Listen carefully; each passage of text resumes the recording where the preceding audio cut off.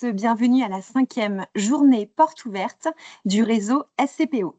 Je suis ravie de vous retrouver aujourd'hui pour vous présenter le concours commun et vous donner toutes les clés pour bien vous y préparer. Nous allons passer ensemble les 45 prochaines minutes à découvrir le concours, écouter les témoignages inspirants de nos deux étudiants et échanger autour de vos questions. N'hésitez pas à participer. N'hésitez pas à poser toutes vos questions dans le chat en direct. Pour commencer, je vais vous présenter nos 3 intervenants. Julien Boyadjian. Bonjour Julien. Bonjour. Vous êtes maître de conférence en sciences politiques, directeur adjoint et directeur des études à Sciences Po Lille.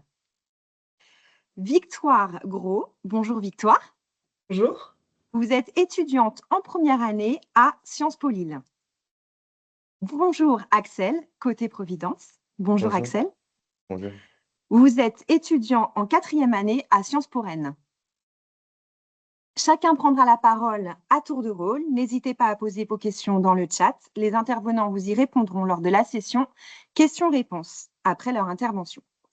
Pour commencer, je vais laisser la parole à Julien Boyadjian qui va vous présenter le concours commun, son calendrier, les épreuves 2026, le nombre de places proposées, la procédure d'inscription, les résultats, les centres d'examen.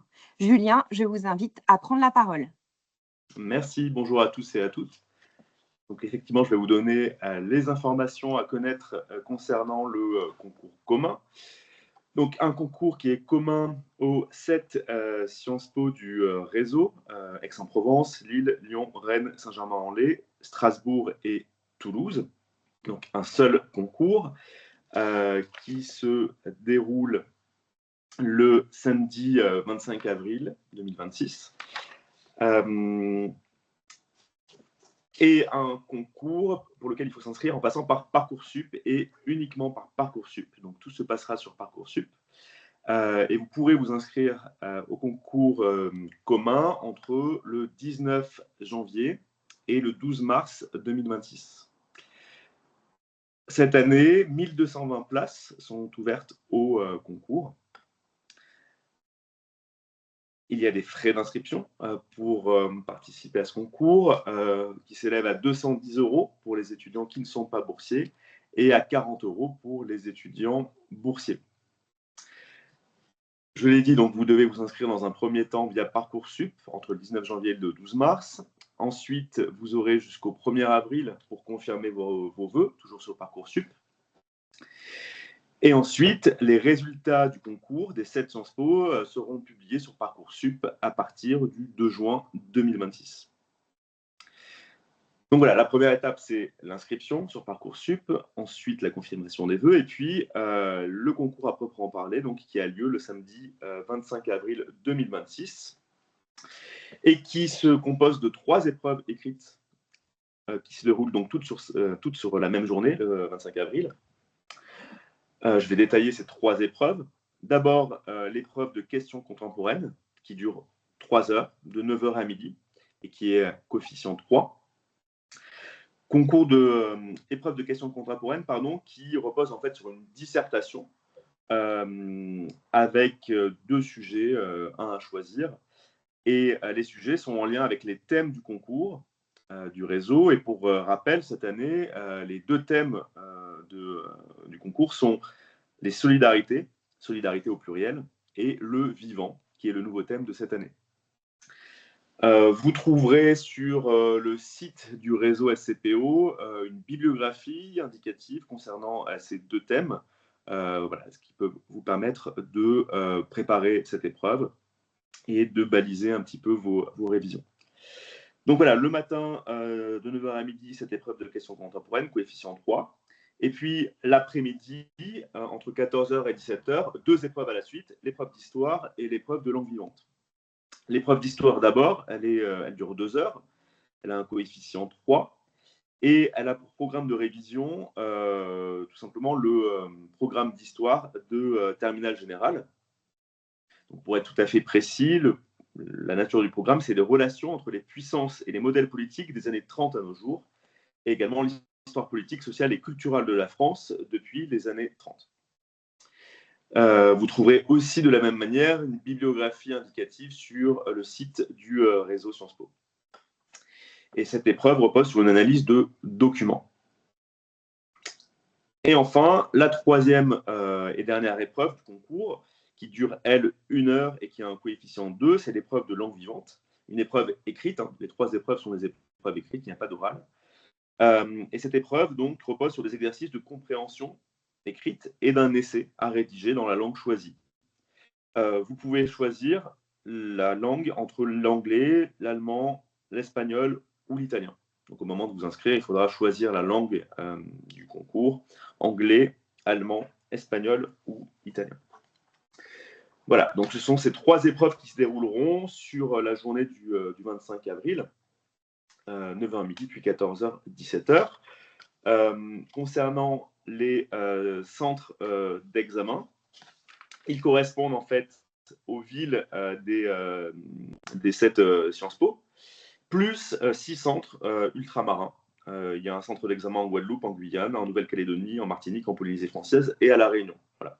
En plus des centres d'examen dans les 7 villes du réseau Sciences Po. Pour terminer, donc je précise que ce qui sera pris en compte, c'est uniquement les notes du concours, des 3 épreuves écrites. On ne prend pas en compte les notes du lycée, de première, de terminale. On ne prend pas en compte évidemment les notes du bac. Et puis enfin, dernière information évidemment très importante, qui peut concourir à ce concours d'entrée? Eh bien, tous les bacheliers 2025 et tous ceux qui vont passer le bac cette année en 2026. Donc bac plus 0 et bac plus 1. Voilà. Je pense que vous aurez sans doute d'autres demandes d'informations et des questions et on y répondra bien volontiers. Merci Julien pour cette présentation très claire. Je passe maintenant la parole à Victoire Gros, qui est étudiante en première année à Sciences Po Lille, qui va vous partager son retour d'expérience sur la préparation et l'organisation du concours commun. Victoire, je vous invite à prendre la parole. Merci beaucoup. Donc, comme vous l'avez dit, du coup, je m'appelle Victoire et du coup, je suis en première année à Sciences Po Lille. J'ai intégré l'IEP après une première année dans le supérieur. Donc, je vais pouvoir parler de ma préparation en tant que lycéenne en première et terminale où j'ai suivi une prépa privée à Aix-en-Provence, parce que c'est là d'où je viens. Et ma préparation plus autonome en première année de licence l'année dernière. J'étais en licence de sciences politiques à l'Université de Lille. Euh, donc, je vais pouvoir vous partager mes 2 retours d'expérience. Donc, pour commencer, ma préparation en tant que lycéenne avec la prépa que j'ai suivie, ça a été très formateur, notamment sur la méthode, qui est un point que j'aimerais tout de suite mettre en lumière, sur le fait que maîtriser les méthodes de chaque épreuve, donc que ce soit la question contemporaine, l'histoire ou la langue, c'est vraiment pour moi une clé de réussite et en tout cas une clé pour se donner toutes les chances. Donc je reviendrai par la suite sur chaque préparation pour chaque épreuve. Euh, et pour ce qui est de ma préparation autonome en tant qu'étudiante en licence de sciences politiques, euh, je mettrai le point sur ce qui est la régularité et la rigueur, car quand on fait une prépa, on est quand même porté par un certain mouvement, on est porté par nos camarades, par nos professeurs, mais si on prépare le concours tout seul, il faut se mettre une certaine discipline et encore une fois se donner les chances de réussir et donc voilà, de s'appliquer une rigueur dans la préparation. Donc je vais un peu expliquer comment j'ai préparé de mon côté chaque épreuve. Donc, je vais commencer par la question contemporaine. Pour ce qui est de la question contemporaine, j'avais essayé de comprendre dans un premier temps les enjeux de l'épreuve, qui étaient pour moi de montrer notre réflexion sur un sujet qui était donc contemporain et d'actualité.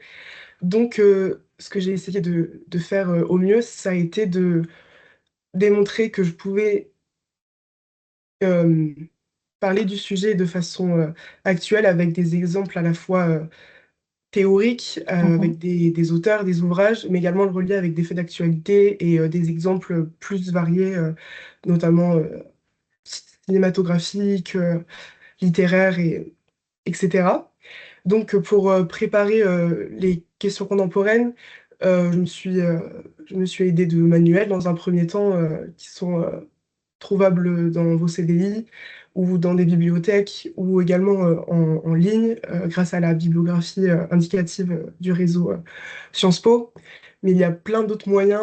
J'ai beaucoup écouté des podcasts sur les sujets qui, l'année dernière, c'était le corps et les solidarités. Donc, les podcasts sont pour moi aussi un moyen très efficace de prendre des informations et également d'être constamment renseigné sur l'actualité. Et globalement, je conseillerais d'être toujours informé sur ce qui se passe et de notamment prendre en compte les éléments qui peuvent être en lien avec les sujets de questions contemporaines. Pour ce qui est de l'histoire, qui est donc une étude des documents, c'est complètement une autre épreuve que la question contemporaine qui est plutôt une dissertation. Pour ce qui est de l'histoire, je me suis donc bien préparée à l'épreuve de documents sur l'analyse même des documents, car on nous demande d'être critique sur eux et de trouver la tension qui peuvent émerger de ces documents. Donc, pour m'entraîner à cela, je me suis aidée dans un premier temps des annales, des concours précédents, mais également de documents que je pouvais trouver euh, en révisant le concours ou dans les manuels également. D'accord. Et un autre point aussi que j'aimerais souligner, c'est le fait de savoir rédiger une introduction qui tient la route, parce que globalement, euh, parmi toute mon expérience de préparation du concours, la chose qu'on m'a beaucoup répété, c'est que l'introduction, c'est la clé de la réussite dans notre copie. C'est là où le correcteur il fait la rencontre avec notre travail. Et c'est là où il va déjà avoir une première idée de ce que va rendre notre copie. Donc, dans la préparation générale, je pense qu'il faut penser à vraiment préparer cette introduction, avoir des accroches qui interpellent le correcteur, savoir également définir les termes du sujet, quel qu'il soit, et après faire émerger une problématique euh, qui soulève vraiment une tension, qui soulève vraiment un problème, et donc dégager un plan par la suite en lien. Et j'aimerais donc finir par l'épreuve de langue. Alors moi, je l'ai passé en italien, le concours. Mais je pense que mes conseils enfin, s'appliquent pour toutes les langues. J'avais également essayé de saisir les enjeux de l'épreuve, qui est donc de démontrer qu'on a un niveau de langue suffisamment solide. Donc, pour ce qui est dans un premier temps de l'analyse de texte, la compréhension de texte, je me suis entraînée simplement en lisant la presse italienne. Mais bon, encore une fois, c'est valable pour toutes les langues, en lisant la presse, en tout cas dans la langue concernée, et à chaque fois d'essayer de comprendre le thème général, mais également dans chaque article, prendre le vocabulaire que je ne connaissais pas et me faire une liste par la suite. Donc pour le coup, vraiment la lecture des textes, je pense qu'on peut s'entraîner qu'en faisant. Et pour ce qui est de l'essai, je me suis beaucoup entraînée à réviser des structures complexes de phrases, euh, car c'est avec ces structures complexes que j'ai pu former un essai euh, qui était donc plutôt construit, de ce que je me souviens. Et ça peut montrer au correcteur que vous maîtrisez des tournures intéressantes et des tournures avec un niveau, on va dire B2, C1. Donc ce sont des structures que vous pouvez apprendre au préalable et qui peuvent s'appliquer partout pour introduire votre essai, le conclure ou faire des transitions entre vos différentes parties. Et globalement, pour réviser les langues, je dirais un petit peu tous les jours, apprendre du vocabulaire, se renseigner sur des sujets, faire des listes de sujets par rapport à des thèmes qui peuvent tomber, comme l'environnement, euh, les nouvelles technologies, l'intelligence artificielle et plein d'autres sujets d'actualité. Voilà, je pense que j'ai fait le tour, mais je pourrais en parler davantage si vous avez des questions. Eh bien, merci beaucoup, Victoire, pour tous ces conseils vraiment très précieux pour nos futurs candidats. Je pense que tout a été clair. Voilà, écouter des podcasts, lire la presse tous les jours, se préparer, faire une super introduction. Voilà, tous ces précieux conseils sont vraiment super pour nos futurs candidats. Merci Victoire pour ce partage. Je donne la parole maintenant à Axel, côté Providence, qui est étudiant en 4e année à Sciences Po Rennes, qui va vous parler plus en détail des épreuves et des attendus du concours. Alex, je vous invite à prendre la parole. Oui, bonjour à toutes et tous. Oui, donc je suis étudiant en première année de master à Sciences Po Rennes. Et donc, j'ai rejoint l'école en 2022 après avoir passé le cours commun. Et donc, je vais revenir un peu oui, sur les attendus du concours et vous apporter aussi quelques conseils. Donc, concernant l'épreuve des questions contemporaines, donc là, la difficulté, c'est que vous n'avez pas de cours en terminale, en tout cas spécifique, sur les thèmes, donc le vivant et les solidarités. Ce que je vous conseille, c'est de faire des fiches de révision. Donc, vous pouvez d'abord vous aider de la bibliographie qui est proposée sur le site du réseau Sciences Po. Vraiment, il ne convient pas de consulter tous les documents qui sont proposés parce qu'il y en a beaucoup, mais de faire votre propre sélection parce que le correcteur attend de vous une réflexion et pas seulement une liste de références. Également, je vous conseille, comme le disait Victoire, de varier un peu les formats. Donc, n'hésitez pas à aller vers des sources qui peuvent paraître moins académiques, par exemple des films, des podcasts ou même des musiques. Parce que le correcteur attend justement de l'originalité aussi dans vos copies. Il va avoir beaucoup de copies à corriger et donc il faut réussir à se démarquer avec des éléments comme ceux-là. Également, comme Victoire le disait, vous pouvez trouver des manuels qui proposent déjà des fiches sur les solidarités et sur le vivant. Et le point le plus important, c'est la lecture régulière de la presse. Voilà, donc allez lire des articles Le Monde ou autres. Et dès lors que vous trouvez un article qui a un lien avec l'un des thèmes, il ne faut vraiment pas hésiter à consulter. Et ce qui est important pour l'épreuve de questions contemporaines, c'est de varier les approches. Donc, on n'attend pas de vous, par exemple, une dissertation avec seulement une approche philosophique. Dès lors que c'est possible, intégrer des éléments historiques, pardon, politique, voire même économique. Aussi, allez vous renseigner sur la méthodologie de la dissertation si ce n'est pas encore très clair pour vous, puisque si vous n'êtes pas à l'aise avec la manière de construire une dissertation, ça va être compliqué dès le départ. Et surtout, conseil le plus important, ne faites pas l'impasse sur l'un des deux thèmes, puisque parfois certains sujets sont croisés et ou tout simplement vous allez peut-être tomber sur l'un des deux sujets qui ne vous inspire absolument pas. Donc vous serez vraiment content sur le moment d'avoir révisé activement les deux thèmes. Concernant l'épreuve d'histoire, donc vous partez quand même avec un atout, c'est vos cours d'histoire. Donc voilà, évidemment, réviser ces cours. Voilà, pareil, allez voir la bibliographie. Et également, je vous conseille d'aller vers des formats un peu différents qui vont peut-être rendre l'apprentissage un peu plus agréable, tels que des documentaires historiques, par exemple. C'est une autre méthode d'apprendre, mais qui peut aider surtout pour ceux qui ont une mémoire un peu plus visuelle. Et donc, pour l'épreuve d'histoire, le correcteur attend une analyse critique des documents. Donc, voilà, déjà, entraînez-vous à l'analyse de documents. N'hésitez pas à aller voir vos professeurs d'histoire-géographie qui vont pouvoir vous aiguiller sur la méthodologie. Voilà, il faut aussi vraiment penser à aborder tous les documents. Ne faites pas l'impasse sur certains documents. Donc, en général, il y en a seulement deux, un document écrit et un document iconographique. Et il ne faut pas faire de la paraphrase de ces documents, les analyser de manière critique et essayer d'entremêler ces documents avec votre raisonnement. Ensuite, concernant l'épreuve de langue vivante, donc là, on va évaluer deux éléments. D'abord, votre compréhension et ensuite votre expression écrite. Donc, pour cela, vous allez avoir 4-5 questions de compréhension pour lesquelles sont attendues des réponses assez courtes, mais précises. Donc, surtout, à ce moment-là, vous ne citez pas, puisqu'il faut vraiment reformuler, montrer que vous avez compris le texte. Et ensuite, donc, vous allez avoir l'essai d'environ 300 mots. Et donc là, on attend un développement qui est construit avec une argumentation personnelle. Et voilà, il faut penser à mettre des exemples également. Donc la plus grande difficulté pour cette épreuve, ça va être de gérer votre temps, parce que vous avez qu'une heure. Et donc, il faut vraiment pas passer trop de temps sur les questions de compréhension, puisque l'essai compte quand même pour plus de 10 points. Il me semble que c'est 14 points.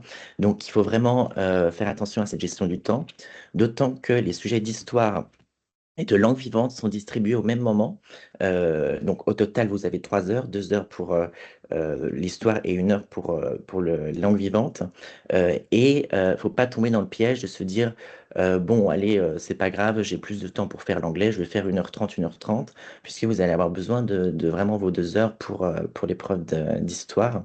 Donc voilà, le plus gros défi, c'est la gestion du temps. Et également, comme l'a conseillé Victoire, il faut régulièrement lire la presse étrangère, en tout cas dans la langue que vous préparez pour le concours, parce que les sujets de cette épreuve tombent toujours en tout cas sur des points d'actualité. Et donc, pour terminer mon propos, concernant les qualités essentielles qui sont attendues de vous, d'abord, évidemment, il y a des qualités rédactionnelles, donc faites très attention à votre orthographe et à la syntaxe, d'autant que vous êtes plus de 10 000 à passer le concours, donc il faut vraiment récupérer des points partout, et ce serait dommage de perdre des points parce que vous n'avez pas pris le temps de vous relire. Ensuite, évidemment, on attend de vous des capacités d'analyse, mais aussi de raisonnement et de synthèse. Voilà, parce qu'on sait que vous êtes capable d'apprendre par cœur des références, mais vraiment, là, ce qui est attendu, c'est euh, démontrer une capacité de raisonner. Et évidemment, on attend de vous une grande curiosité et une ouverture sur le monde. Eh bien, merci beaucoup, Axel, pour ces précieux conseils. Varier les sources académiques, hein, podcasts, films, pour être un peu originaux. Ça revient tout le temps, hein, la lecture régulière de la presse, hein, étrangère ou française. Vraiment varier aussi les approches, c'est ça, politique et économique. Révisez vos cours d'histoire, évidemment. Entraînez-vous à une analyse critique. Ça, c'est très important. Questionnez aussi vos professeurs d'histoire, hein. Je pense que ça aussi, faut pas hésiter à aller, aller voir. Et surtout, voilà, gérer votre temps, hein. C'est ce que vous avez dit. Ça, je pense que c'est très important. S'entraîner pouvoir, euh, à pouvoir gérer votre temps. Eh bien, merci beaucoup, Alex, pour toutes ces explications. Nous allons passer maintenant à la séquence questions-réponses. Merci à tous pour votre intervention. N'hésitez pas à continuer à décrire les questions sur le chat. Donc, la première question vient de Charlery. Merci beaucoup, Charlery, pour votre question. Alors, quelles sont les 2 spécialités recommandées en terminale pour avoir le plus de chances de réussir le concours? Qui souhaite répondre à cette question? Je peux y aller Allez, si vous Axel, voulez. je vous laisse la parole. Donc personnellement, j'avais pris les spécialités histoire géopolitique, sciences économiques et sociales et humanité, littérature et philosophie. Euh, parcours assez classique. Mais vraiment, il faut pas se dire qu'il faut absolument prendre les cours de sciences économiques et sociales pour arriver à Sciences Po. Puisque par exemple, moi, dans ma promotion, j'ai une amie qui avait un parcours vraiment scientifique, qui a fait maths, physique et SVT en première et en terminale. Donc, et c'est pas du tout d'ailleurs des attendus de Sciences Po, puisque généralement, ce qui est intéressant à Sciences Po, c'est le fait qu'on ait des profils vraiment très variés, et donc c'est vraiment ce qui est recherché. Donc, sincèrement, si vous n'avez pas pris ces spécialités-là, vraiment pas s'inquiéter, puisque justement l'épreuve d'histoire est basée sur le programme de terminale, donc ces cours sont vraiment accessibles à tout le monde, peu importe vos spécialités. Les langues, c'est pareil, hein, comme on l'a dit, lecture de la presse, mais également les cours de langue sont les mêmes pour tout le monde. Donc, et la question contemporaine, c'est principalement du travail personnel. Donc non, il n'y a pas de spécialité en particulier à privilégier. D'accord. Eh ben, merci beaucoup, Axel. Je tiens à préciser, alors, Victoire, je crois que vous, donc vous avez préparé le concours avec une prépa, et vous, Axel, vous n'avez pas préparé le concours avec une prépa, c'est ça, hein? Non, non, Ouais, non, donc j'ai c'est pas bien parce que préparé. vous pouvez Oui, du coup C'est ça. peut-être faire voilà, on a deux discours et deux témoignages avec une étudiante qui a préparé avec une prépa et Axel qui a préparé sans prépa. Donc c'est très intéressant. Donc là, j'ai une question pour Victoire. Victoire, pourriez-vous donner des références pour la préparation à l'épreuve de langue? Actuellement en terminale, je compte présenter la langue italienne, mais les sources m'y semblent plus limitées et difficiles d'accès. Ce qui est pas faux, effectivement, il y a moins de ressources pour les langues autres que anglais, mais pour donc des ressources pour la presse, je le dirais. Alors les deux médias que j'ai plus consultés, c'était La Stampa et La Repubblica, qui sont deux journaux qui traitent globalement de tous les sujets et auxquels on peut vraiment se fier et où le style journalistique est vraiment très intéressant. Et c'est notamment dans ces journaux et dans les articles où j'ai pu relever des structures de phrases complexes que j'ai pu après réintroduire dans mes essais. Donc voilà. Mais c'est vrai qu'en ouvrage et en manuel de préparation, j'ai pu m'appuyer sur des ouvrages d'italien plutôt généraux D'accord. pour des personnes dans le supérieur que j'ai pu trouver dans les bibliothèques. Mais c'est vrai que j'ai pas trouvé une ressource spécifique au concours.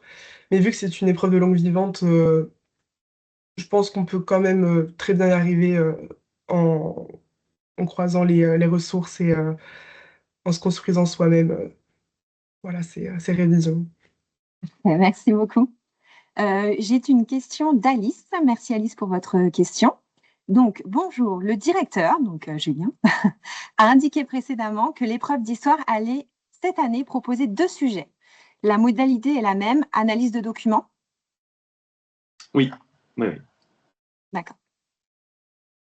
Alors, on va passer à une autre question pour Victoire et Axel. Bonjour. Comment avez-vous réussi à rester motivé et assidu, aussi bien en cours que dans votre préparation au concours? Ça, c'est une bonne question.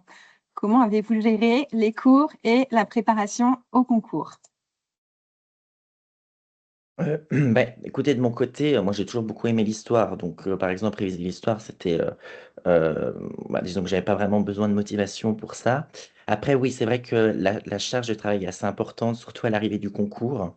D'autant que c'est un peu la période où on rattrape le retard. Et donc, bon, évidemment, faut travailler le week-end. Moi, je sais qu'à l'approche du concours, je m'étais fait un petit planning parce que sinon, j'arrivais pas à respecter mes engagements personnels. C'est-à-dire que je me disais, allez, je vais réviser. Et bon, j'arrivais à la fin du week-end, je n'avais pas suffisamment révisé. Donc, voilà, je me fixais des petits créneaux de 1 heure pour chaque matière. Pas plus parce que après, la concentration est moindre et on perd aussi un peu en motivation. Mais donc, oui, voilà. Merci. Victoire?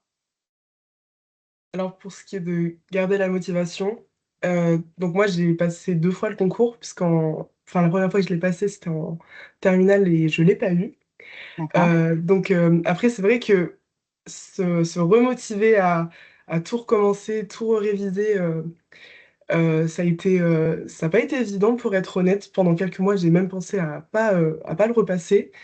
Mais c'est vrai que en licence du coup de sciences politiques que j'ai faite en première année, euh, j'ai vu des éléments dans certains cours qui m'ont rappelé à quel point en fait j'aimais étudier certaines disciplines, dont la science politique, l'histoire et d'autres matières. Et je me suis dit que ça valait la peine que je retente le concours, que je réessaye D'accord. et voilà, qui ne tente rien à rien. C'est Et vrai. au final, je suis là, donc je ne regrette pas du tout de m'être remotivée à le repasser. Et c'est là où vous êtes Donc, inscrit à la prépa?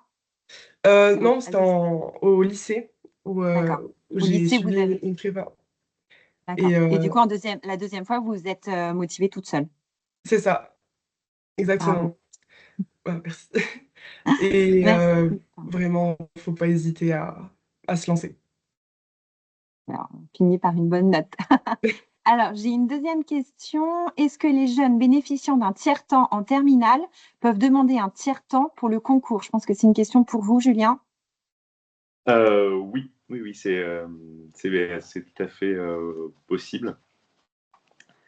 Et par ailleurs, sur le site du réseau, il y a des informations un peu plus précises à ce sujet. À ce sujet, d'accord. Donc, pour cette question, je vous invite à retrouver tous les éléments de réponse sur le site du réseau SCPO.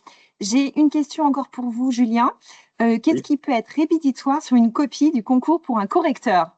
Alors ça, Alors, je vous dites-nous tout. en tant que correcteur, parce que je corrige aussi chaque année les copies du concours.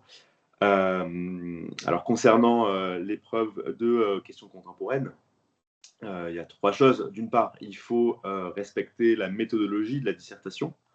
Donc, il y a des codes à respecter. Comme l'a dit très bien Victoire, il faut soigner l'introduction qui doit être structurée de manière voilà, rigoureuse avec une accroche, la définition des termes du sujet, une problématisation, une annonce de plan. Il faut un plan en 2 ou 3 parties structurées en sous-parties, une conclusion. Voilà, bref, il faut respecter la méthodologie de la dissertation.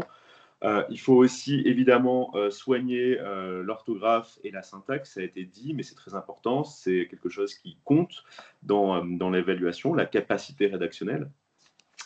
Et puis la troisième chose, c'est évidemment étayer le propos, étayer ses arguments à partir de références bibliographiques, à partir de références théoriques, historiques, et donc la copie doit être aussi étayée. Voilà, donc j'ai plutôt répondu de manière par ce qui est valorisé, mais du coup, pour répondre à votre question, ce qui est rédhibitoire, c'est l'absence du respect de la méthodologie, une non-maîtrise de la syntaxe et de l'orthographe, et une absence voilà, totale de références théoriques, bibliographiques.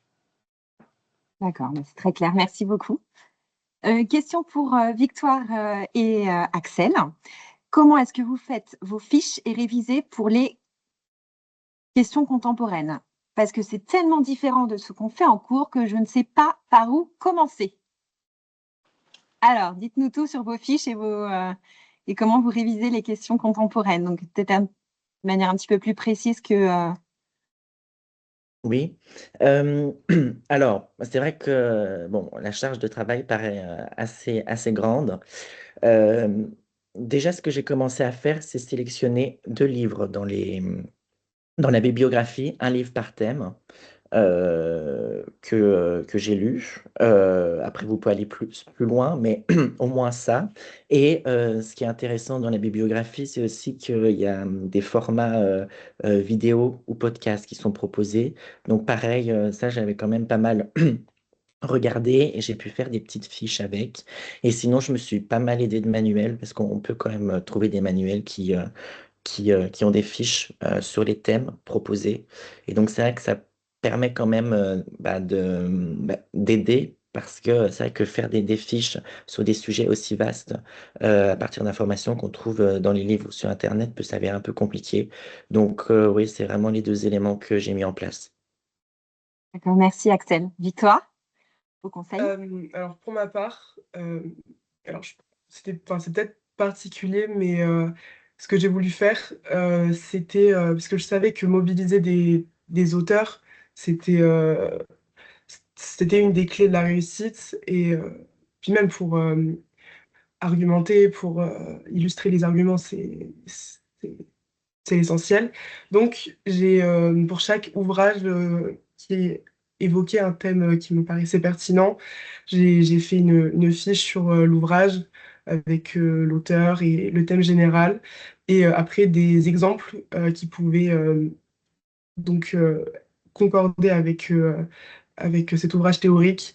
Pour, chaque sous-partie, je puisse avoir, un élément, théorique, apporté avec un auteur et après une illustration, plus diverse avec différents éléments et j'ai fait ça pour, le plus de thèmes qui pouvaient tomber donc le sujet du concours en lien avec la politique, l'environnement, l'économie et tout ce que je pouvais faire, j'ai pu le faire.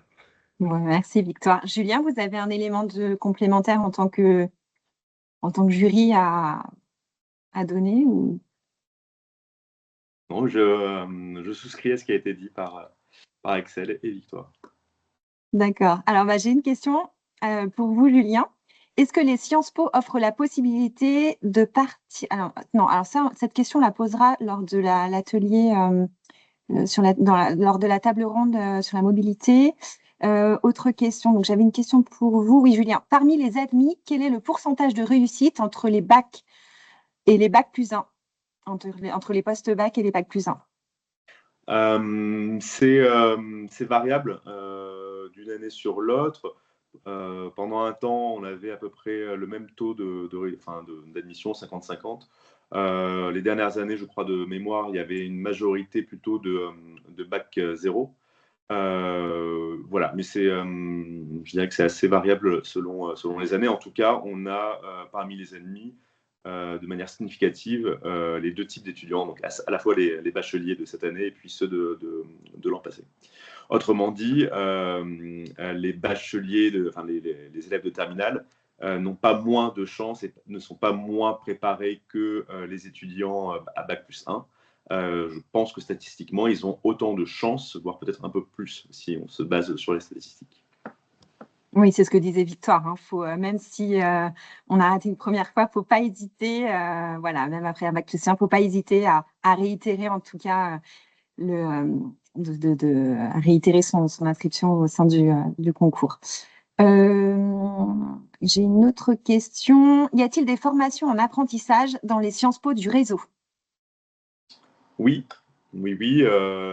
On retrouve des formations en apprentissage, alors plutôt en 4e et surtout 5e année du diplôme, dans beaucoup des Sciences Po du réseau. Pour citer qu'un seul exemple, à Lille, on a par exemple 5 formations de 5e année en apprentissage. Voilà. Donc, je vous invite à parcourir les sites des différents Sciences Po pour prendre connaissance de l'offre de formation au cycle master et vous verrez que certaines sont effectivement proposées en apprentissage. Merci. Et y a-t-il un centre d'examen en Corse? Je ne crois pas. Ouais, non, je ne crois pas non plus. Je ne pense pas. Autre question pour Victoire et Axel. Bonjour. Pour un concours en avril, vous conseillez de démarrer dès la rentrée de terminale les révisions. Quand est-ce qu'on peut commencer les révisions? Quand est-ce qu'on peut s'y mettre? Quel est votre conseil? Maintenant. Oui, maintenant, c'est-à-dire que le plus tôt sera le mieux. Après, si ça peut rassurer certains, moi, je n'ai pas commencé à la rentrée, puisque bon, je n'étais pas encore certain de passer le concours. Par contre, oui, il va falloir s'y mettre activement à partir de la fin de l'année, parce que la charge de travail est importante. Donc, c'est pas trop tard, mais si vous pouvez commencer maintenant, allez-y, foncez. Idéalement, il faut se faire un planning de révision ou vous vous êtes Oui, préparé un rétro-planning ou pas? Moi, par mois, au mois de janvier, je prépare cette question. Au mois de... Non, pas forcément. Après, c'est propre à chacun. Je Oui, sais que oui, moi, faire des plannings, ça m'aide quand même. Comme ça, d'accord. je me fixe des deadlines, donc c'est important. Après, bon, voilà, c'est propre à chacun, à voir ce qui vous arrange le mieux. Mais oui, c'est vrai que moi, de semaine en semaine, j'essaie de me faire quand même des petits plannings. Ouais. Et vous, Victoire? Je confirme tout. Enfin, le plus tôt, c'est le mieux pour réviser. Je D'accord. pense qu'il n'est jamais trop tôt. Et même pour soi, ça peut toujours apporter des connaissances en plus pour l'année de terminale que Oui, vous pour pouvez parfaire faire. sa Donc, dans culture, tous les cas, même. c'est pas perdu. C'est que du plus. Parce que vous utilisez vos révisions ensuite lors de vos cours? Oui, parce que du coup, forcément, j'avais histoire et j'avais également la spécialité AGGSP. Et c'est D'accord. vrai que ce qu'on peut réviser pour Sciences Po, surtout donc l'épreuve d'histoire, c'est totalement réutilisable selon les sujets sur lesquels on tombe, mais ça peut totalement agrémenter voilà, nos révisions. C'est parfait, ça. Mm. Combien de fois peut-on tenter le concours? Alors, on sait déjà qu'on peut le tenter 2 fois, Julien. On peut le Oui, tenter c'est bien plusieurs ça. fois. On peut le tenter donc 2 fois, à bac, l'année du bac et à bac plus 1. Voilà. D'accord. Après, Minimum 2 fois. Alors ensuite, bon, c'est pas le sujet aujourd'hui, mais oui. la plupart des IEP ont un concours d'entrée directe en 4e année, ce qui est une autre manière d'intégrer les Sciences Po du réseau. Alors là, c'est pas un concours commun, c'est un concours spécifique à chaque Sciences Po. Mais voilà, même si vous échouez par 2 fois au concours commun et que vous souhaitez vraiment faire un Sciences Po, il faut avoir en tête qu'il y a une autre possibilité, c'est d'intégrer les Sciences Po directement en cycle master. C'est bien ça. Restez avec nous, Julien. Du coup, j'ai encore une question pour vous. Comment se réalise la répartition dans les différents IEP? Est-ce un choix? Alors, c'est à partir du classement des candidats et à partir donc, de votre rang de classement, on vous demande donc des sous-vœux et la possibilité d'intégrer les IEP demandés dépend des places disponibles et donc de l'ordre du classement. Donc ça se passe sur Parcoursup où il faut établir un système de sous-vœux, chaque sous-vœu étant un des Sciences Po du réseau. Et c'est en fonction de la disponibilité des places et du rang de classement que vous accédez ou non à votre vœu 1, 2, 3, etc. Je ne sais pas si c'est très clair, mais en tout cas, voilà, la réponse est que ça dépend du rang de classement et des places dans chacun des Sciences Po. C'est très clair. Et quelles sont les statistiques de réussite du concours? Donc cette année, 1220 places et en général, on a 10 000 candidats. D'accord. Donc, on va dire entre 9 et 10% de taux de réussite. Est-ce que les bulletins de première et terminale sont-ils pris en compte ou seul le concours compte? Non, très clairement, seules les notes de terminale et de première ne sont pas prises en compte. Ce qui compte, c'est uniquement le concours.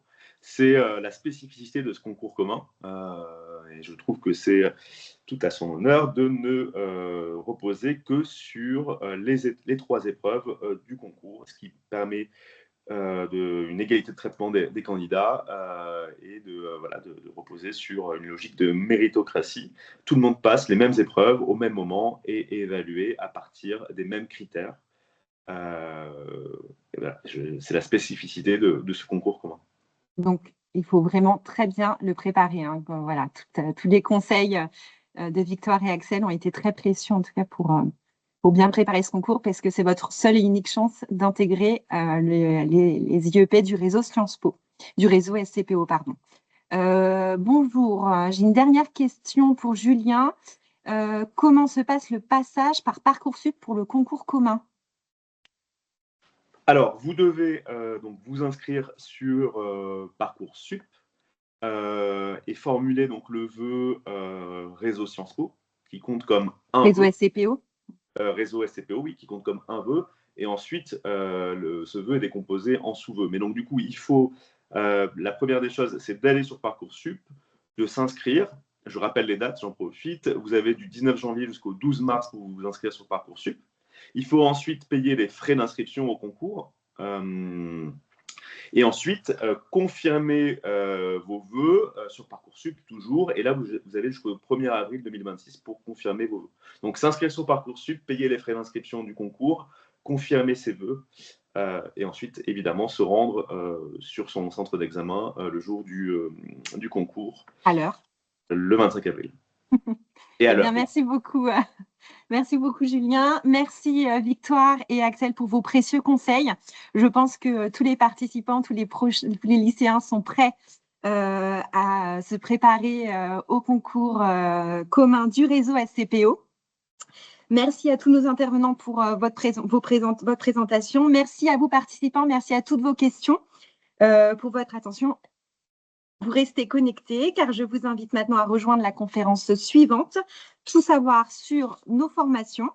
Très belle continuation à tous et bonne journée.